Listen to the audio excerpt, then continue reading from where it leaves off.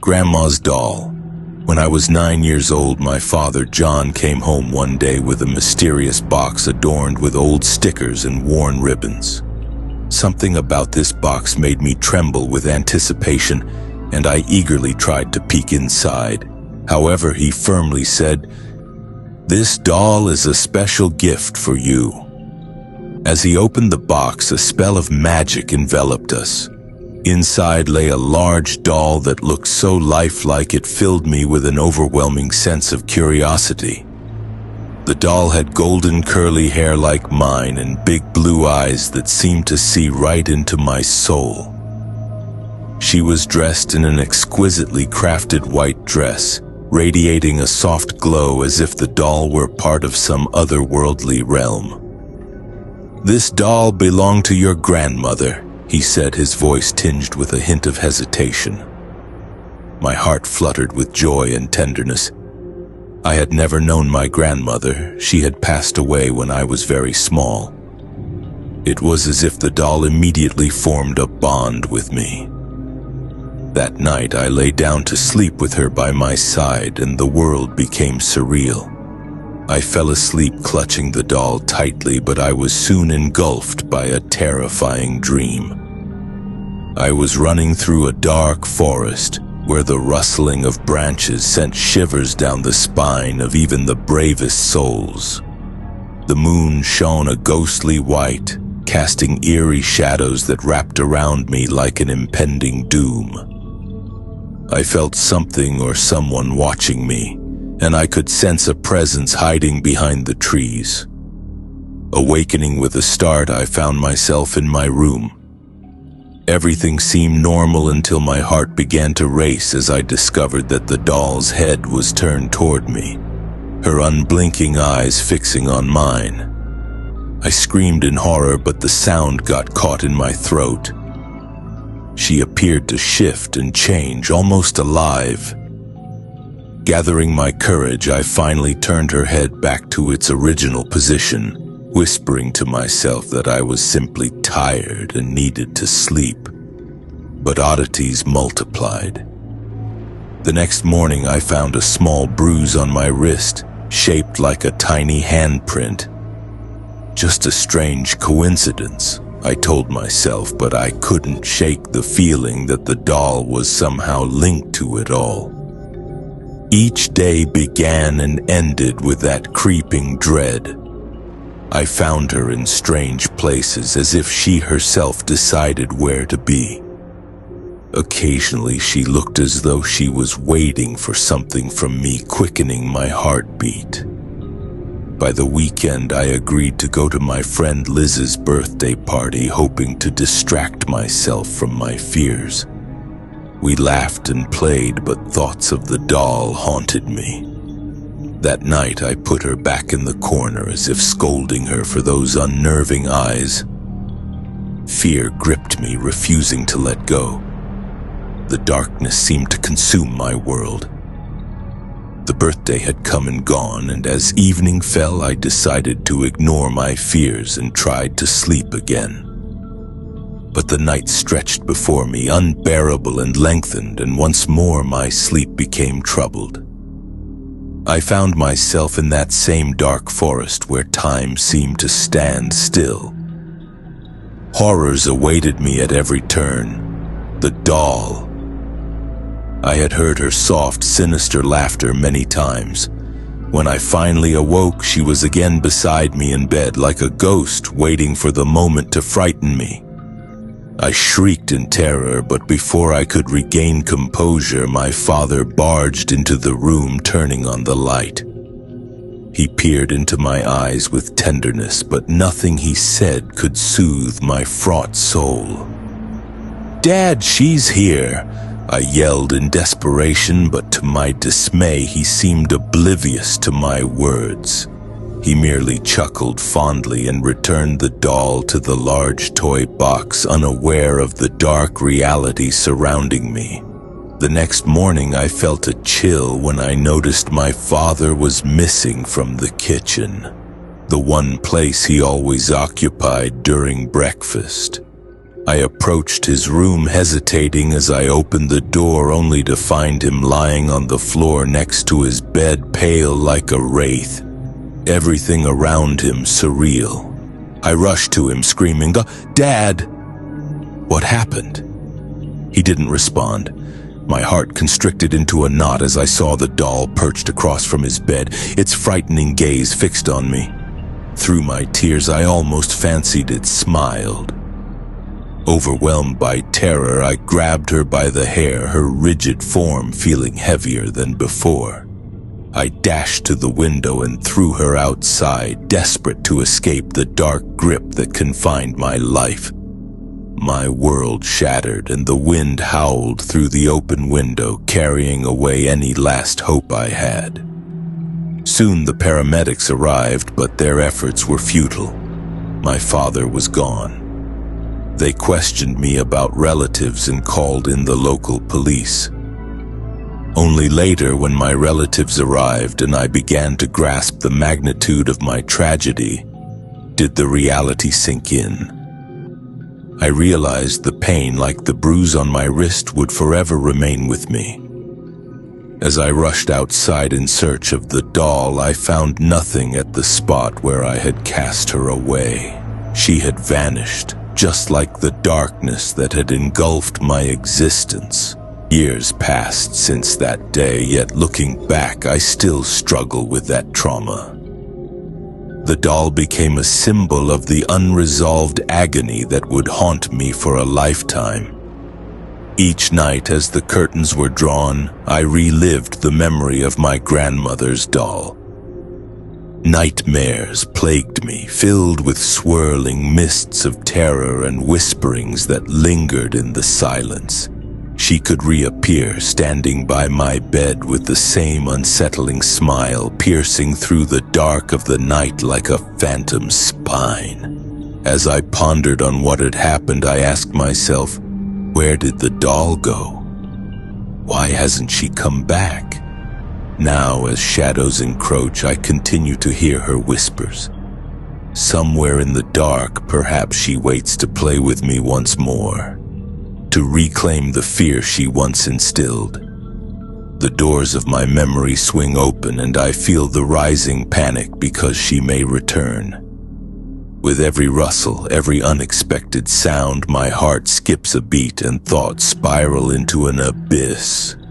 The doll I cast away might still be out there, lurking in the night, in the shadows. Where has she gone? She always comes back.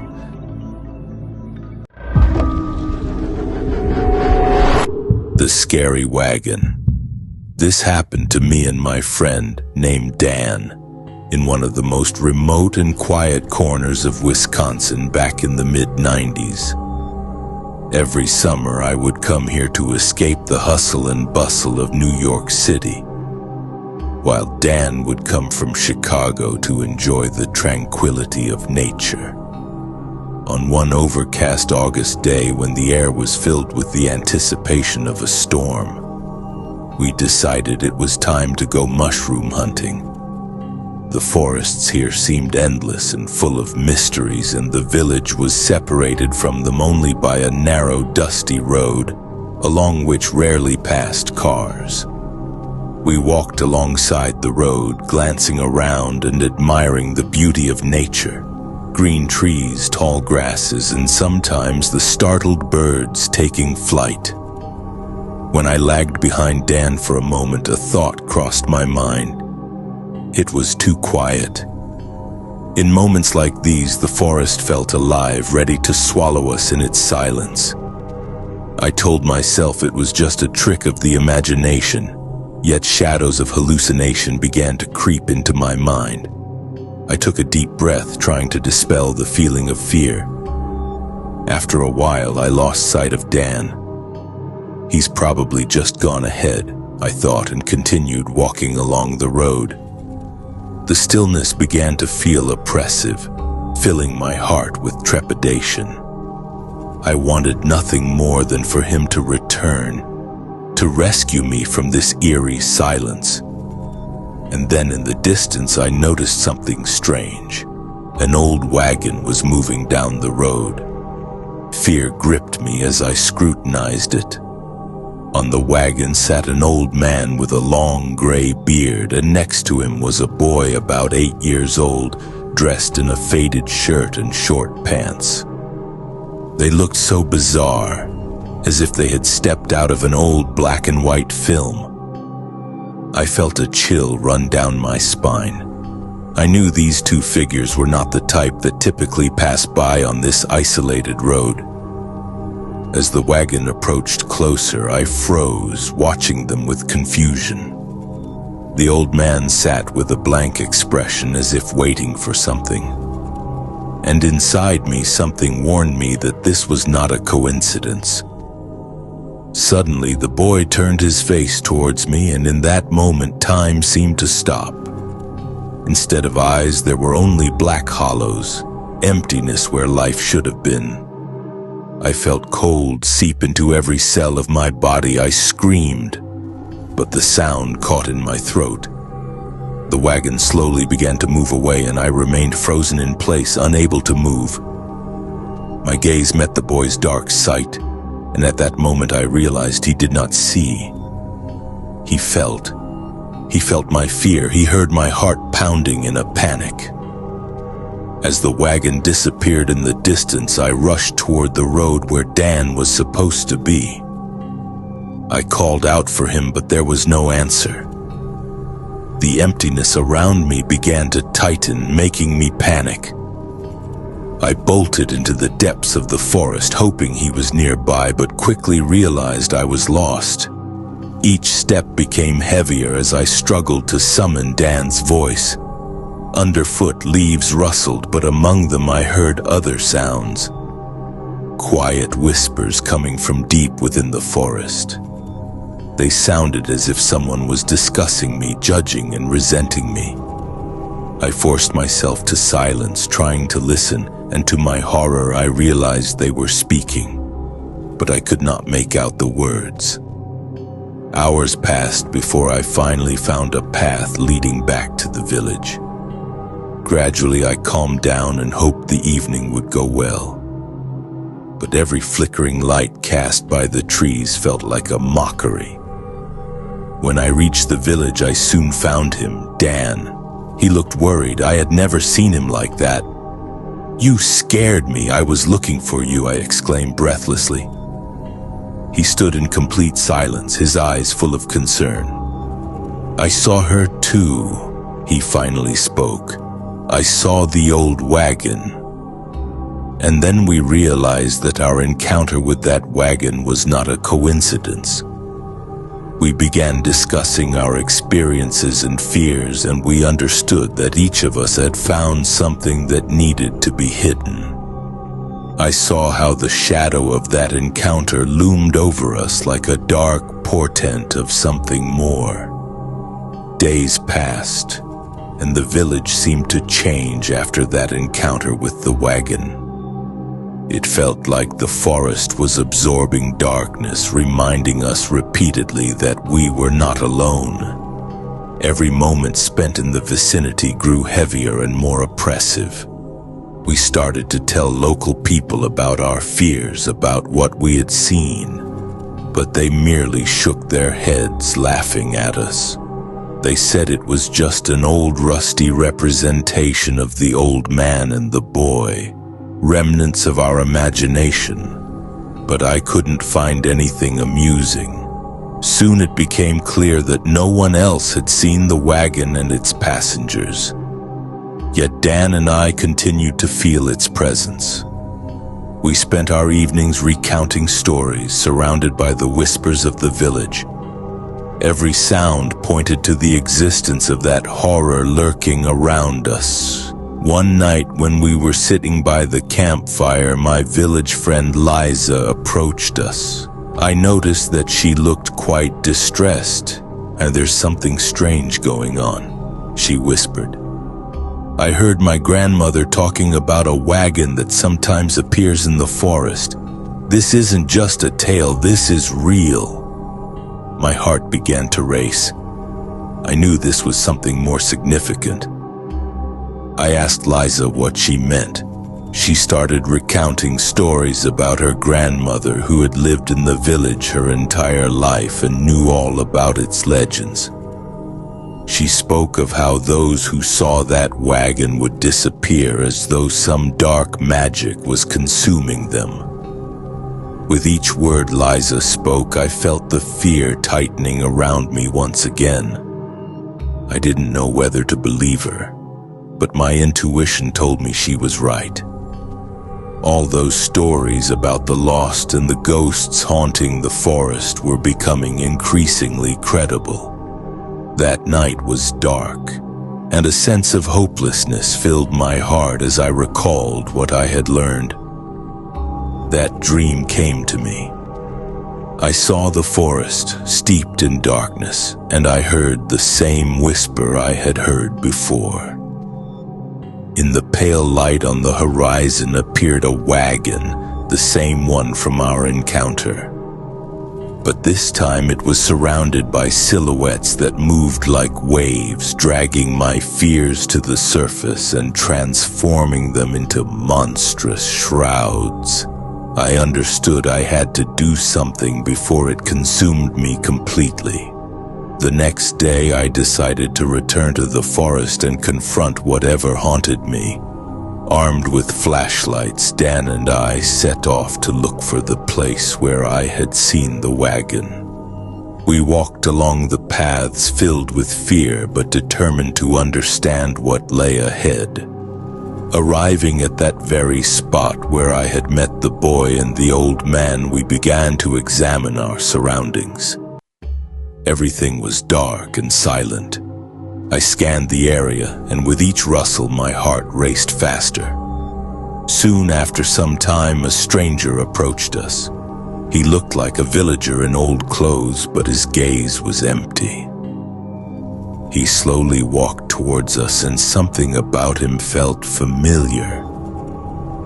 He came with the same purpose we had, though he showed no fear.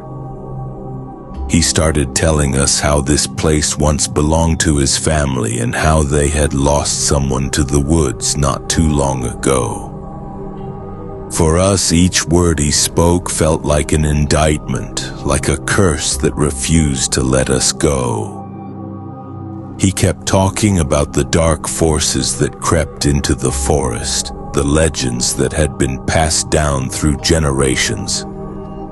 Yet he believed that those who had seen the wagon still had the chance to confront this nightmare. We talked for a long time, and eventually he offered us an alternative. If we can recall, if we can relive it again, he said, perhaps we can free the soul from endless fear and maybe break this cycle once and for all. The fear that had weighed on me partially lifted, but still a sense of anxiety pursued me. Where would this lead? I didn't know. But the deeper I delved into my thoughts, the less I believed I could sever this return of fear. Dan and I decided that if it made sense to face what had frightened us, perhaps we would become witnesses to something unexpected. That very night, when the sky darkened, we returned to the forest again, now determined to understand our consciousness. We lit candles and sat by the fire, preparing to speak, to replay that moment. With every word, images trapped in the plasticity of memory emerged. The old man, the child, the black hollows where his eyes should have been. Each time they grew clearer, their shadow intensifying, evoking sleepless nightmares. Suddenly, when everything around us seemed to freeze, the grass hissed again and darkness re-emerged. The wagon appeared like a ghost, swiftly gliding toward us. Scared to breathe, I looked at it. It moved towards us as if time had slipped away. I glanced at Dan, and his eyes reflected the horror that we both felt. And in that darkness that enveloped us, we finally heard words. They flowed from the dark boy's mouth, penetrating our minds. "Why have you come here?" he asked in a voice like a magical whisper, echoing our own anxiety and fear. We answered him, and I felt the shadows of the forest rising around us, squeezing us in their grip. It was something indescribable, and suddenly fulfilling its purpose, the boy and the ancient shadow vanished like smoke, and with them the fear departed. Our souls felt free. Since that day, the forest became different. I didn't know what we had traced along its path, but we no longer felt fear. The woods were quiet, sounds faded, and the dread slipped away. We saw light filtering through the tree trunks. In that moment, we both knew our journey had reached its end, and the forest was now guarding its secrets. We exited the woods, and I realized that this story would become a legend told over and over, but now it was full of new meaning. Our encounter with those dim shadows left a mark in the hearts of all who listened. But for us, Dan and me, it was a conclusion marked with one note: a new hope and the understanding that we could still see the light in the dark corners of our minds. The light we saw would remain with us forever, and that frightening wagon in the forest would become a distant whisper. But its power would no longer terrify us. We emerged from the darkness, and now we knew that even in the darkest places we could find light.